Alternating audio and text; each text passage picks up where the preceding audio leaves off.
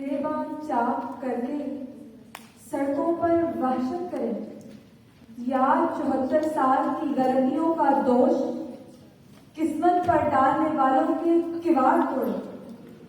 کیا کریں ذی وقار کہ ہم نے 5 صدی اس دشت کی سیاہی میں گزار دی جہاں ہماری التجاؤں، ہماری صداؤں اور ہماری دہائیوں کا مداوع تو دور، ان کی صدائے باز گشت بھی ہم تک نہیں پہنچی.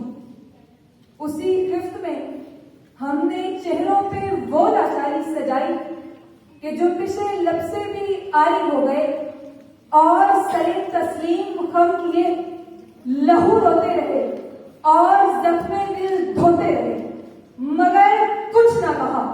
ہمارے بچے آزاد ریاست میں معاشی غلامی کا ٹاپ پہنے بھٹوں، فٹ پاتھوں اور چائے خانوں کی نظر ہو گئے مگر ہم نے کچھ نہیں کہا. ہمارے مکتب رزمگاہوں میں بدل گئے مگر ہم نے کچھ نہیں کہا. سیاسی پراگندگی کے تعفن نے ہماری شامہ کو ایسے متاثر کیا کہ ہمیں آمریت کی بو تک نہیں آئی. حکمرانوں نے کبھی روٹی، کپڑا، مکان، کبھی پڑھو پنجاب بڑھو پنجاب تو کبھی اپنا گھر سکیموں کے سبز باغ دکھائے.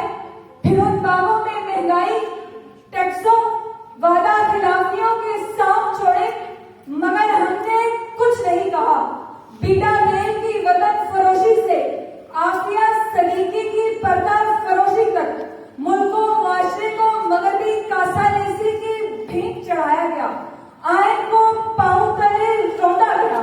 میرٹ کی دھجیاں بکھیر کر مسابقت کا منہ چڑھایا گیا مگر ہم سرے تسلیم خم کی کہتے رہے.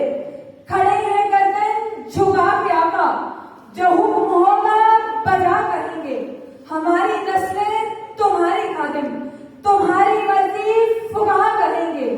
خدا کا سایہ ہو تم زمین پر، تم ہی کو اپنا خدا کہیں گے، تم ہی کو اپنا خدا کہیں گے.